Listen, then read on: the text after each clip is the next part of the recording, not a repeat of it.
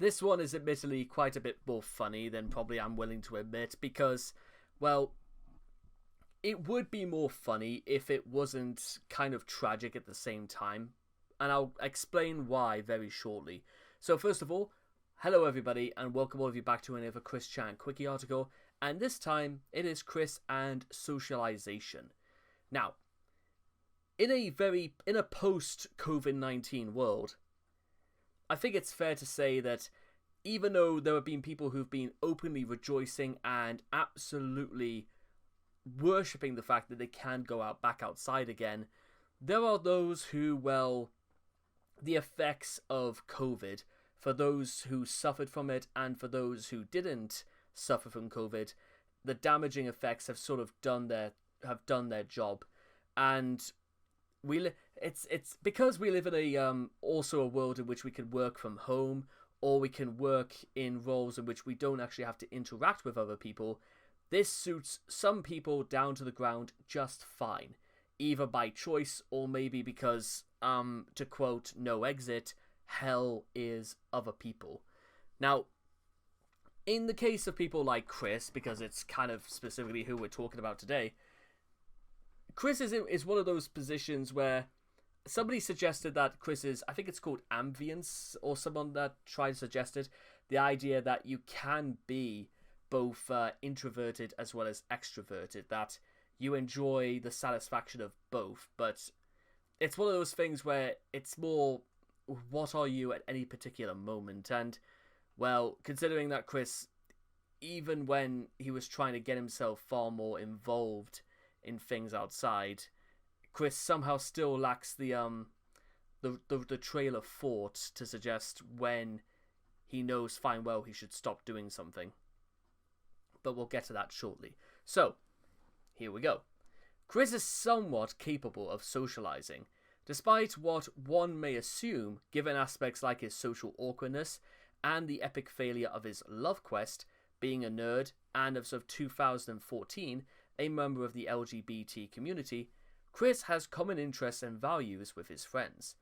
Awkwardness arises when Chris attempts to take part in conversations which exceed his limited interests. As his broken social filter and lack of common social etiquette due to his autism can lead to him saying inappropriate things or attempting to steer the topic to cartoons, video games, godhood, or the SLGBTQ.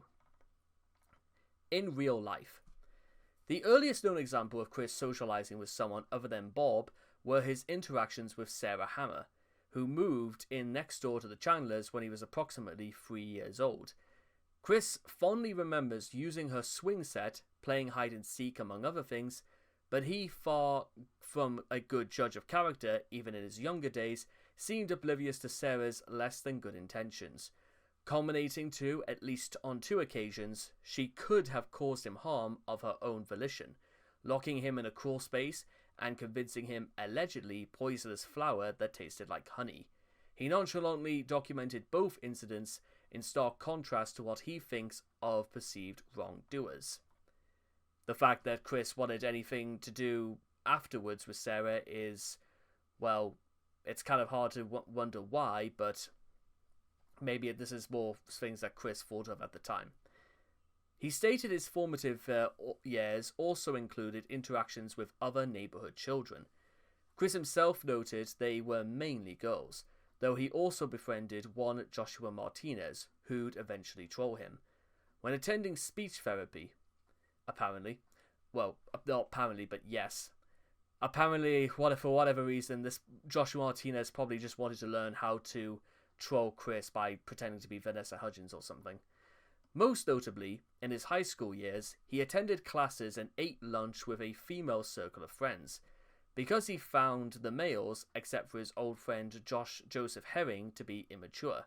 However, the only time were ever known to have spent time with Chris with each other outside of Manchester High School was for his 18th birthday party. And even then, no photos of the occasion show him and even one of the girls near each other. Chris found about 15 years later that they were never legitimate friends. Their attention was paid for by Bob and arranged by the principal in a misguided attempt to socialize Chris. Now, with that being said, it probably was also the case that maybe his friends from high school never messaged to Chris of their own volition afterwards. But I'm not saying everybody keeps in touch with each other, because, well, here's a curious thing, and I'll promise I'll keep this short.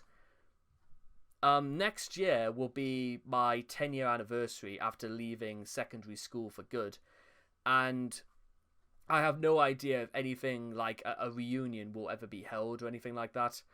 But I'm not even too sure if I really would go, because it's not because I wouldn't want to go back, but because, well, are people really hyped for that sort of thing? And so there are plenty of people, even from as far as I can work out, who'd rather leave school far, far behind as much as possible. Not always, but some have just, moved on and all the rest of it. It is also true that maybe just the people just moved on and they didn't really know Chris too well to judge. After high school, and in particular after he was suspended from college, Chris used whatever free time he wasn't using at home to attempt socializing in the wild, whether it be for attempting to score sweethearts or otherwise. His most notable social endeavors occurred at the game place, where he met Megan Schroeder. The two formed a strong friendship, but Chris failed to pick up how she merely wanted to be just friends with him, even when she outright told him so numerous times. To cut a long story short, things went very rocky, and by 2008, Megan had severed ties with him, and Chris was banned from the aforementioned game place due to acting too hostile to other patrons and card game players respectively. In 2014, Chris began attending Seville Pride and the Impulse Gay Social Club, both of which would gradually become frequent hangout spots for him. These would serve as stepping stones for Chris to further grow out of his shell, and he later began regularly attending other places of that ilk, including LGBT events at the University of Virginia. The next year would see him attending the End Games, a card game store, before being banned in 2018. There, he met a few adult Pokemon League friends who hung out with him outside of the club. Eventually, though, Chris regressed back into staying at home, giving up real-life socializing in favor of his imaginary friends and internet enablers. He would nevertheless continue going to certain places, such as conventions, until late 2021. Whether or not Chris will ever be allowed back is certainly an interesting question. Even more interesting is this one image we have here of Chris at Seville Pride, and I would say there's almost something very, very sad and a bit tragic at the fact that everybody, well, most of everybody who would share like a sort of common interest or something like that, though I'm not entirely sure if for like what looks like a 6-year-old girl, I'm not too sure if it's I don't know. And you see Chris standing here in the middle of the room, and everybody is giving Chris a wide berth. And you could also notice that Chris, even though wanting to be flamboyant and feel comfortable in her own skin, is, well, by herself and pretty much the standout, really, in amongst those of the amphitheater. Like I said before, there's something very sad about this, but then again, this is what you might like to call the consequences of your actions in full bloom. Over the internet. The internet has been one of Chris's primary tools for socializing. Chris has regularly used social media websites, dating websites, and some forums as tools to talk with others and hopefully make either some new friends and or sweethearts. In 2017, he made attempts to socialize on Twitter with women he saw as potential gal pals, including voice actresses from some of his favorite shows. His tweets seem to illustrate how he tries to fit into conversations, namely that he likes to shoehorn in reference to cartoons, which is, if you don't get it, it's just kind of annoying. Planet Dolan. Main articles: Planet Dolan, Doopy Do-Over, and Lady of the Cosmo. Doopy is a voice actress / animator for the YouTube channel Planet Dolan. Chris discovered the channel back in August of 2016 and took a liking to Doopy. He began frequently tweeting to her in 2017. His social awkwardness in full display and in full bloom, he tweeted to her on the subjects of poop, his hatred of online dating, and he has tried to hit on her by quoting his "I'm done adulting, My Little Pony" t-shirt. In June of 2017, Chris began to pledge on Doopy's Patreon. A like on her post, which is hidden behind a paywall, implies that Chris is pledging $25 a month to her. This is, well, they'll explain in a second. He has also paid her $25 for a commission to serve as a profile picture.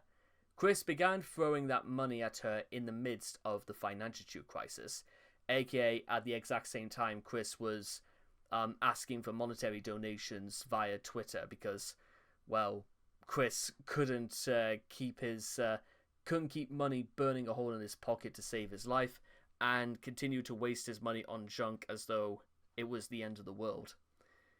And he quickly resorted to begging people on Facebook for $50, ostensibly to help him and his mother. And also bear in mind, this was also during an occasion when Chris had been paid $1,000 to complete 100 pages of sonnetu on commission, and Chris had only resorted to doing 16 and completely shrugged and gave up.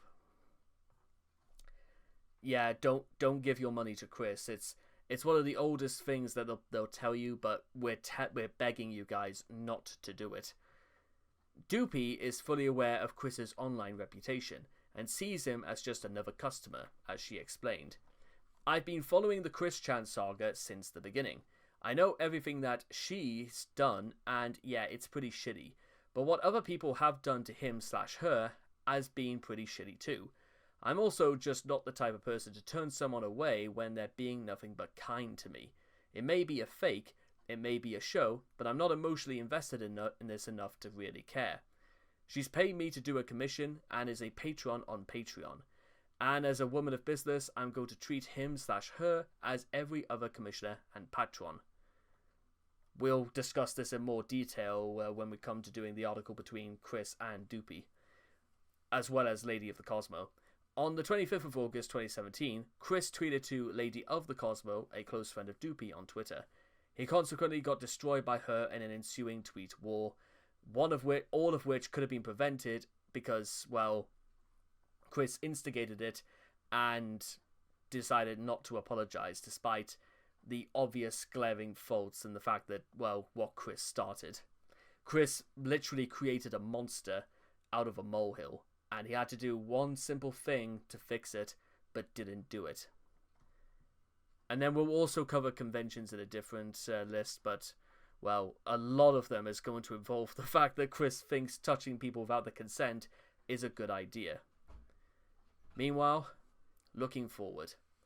In August of 2021, Chris was arrested after it was revealed he had engaged in incestuous acts with his own mother. Chris eventually received an autism disorder deferred disposition after by the way, that's just an ad. After a lengthy court process that included a stint in Central Virginia Regional Jail, a stay at a psychiatric hospital, and a group home transfer. Due to the deferred disposition program, Chris was released from jail in March of 2023, and his case was dismissed in August of 2023.